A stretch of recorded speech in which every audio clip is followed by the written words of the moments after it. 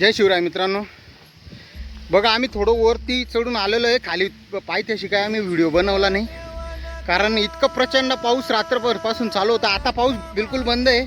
Normal बारीक झरे असे चालवले आहेत.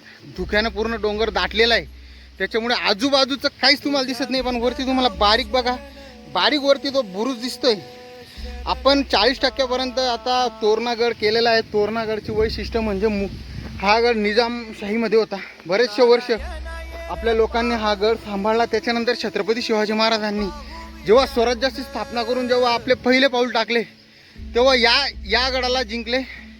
या गडाला जिंकल्यानंतर महाराजांनी हा गड आपल्या हातून खूप चांगल्या प्रकारे बांधून घेतला. त्याच्यानंतर या गडाला प्रचंड गड असे संबोधले, कारण की तोरणा खूप मोठा प्रचंड आहे. खूप 4400 तुम्ही आता बघू शकता. आम्ही अजून वरती गेलेलो नाही. आम्ही आता हळूहळू वरती जाणार आहोत. पूर्ण धुक्याने डोंगर दाटलेला आहे, त्याच्यामुळे मी तुम्हाला काहीच दाखवू शकत नाही. तर एवढं जिथं मी जातो तिथे धुकं कमी होतंय.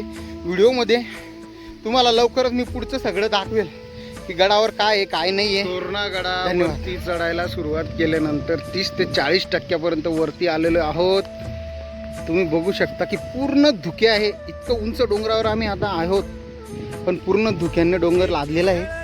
बारीक पाऊस चालू आहे एकदम, आणि झुळझुळणारे झरे तुम्ही बघू शकता. सह्याद्रीचे खूप सुंदर धुकं इतकं दाटलेलं आहे, खूप छान.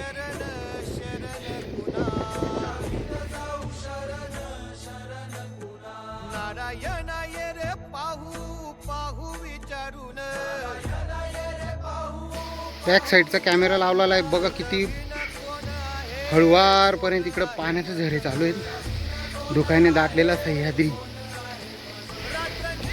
आमचे अनेक असे मित्र इथं तुम्ही बघू शकता गड चढतायत. दादा कुठून आलात?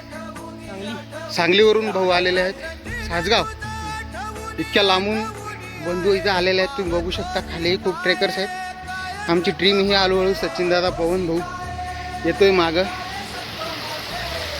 किती छान असा आवाज आपल्याला ऐकायला मिळतोय. डोंगरांमधून आलेलं पाणी. ट्रॅकर्स हळूहळू चढतायत पुढे.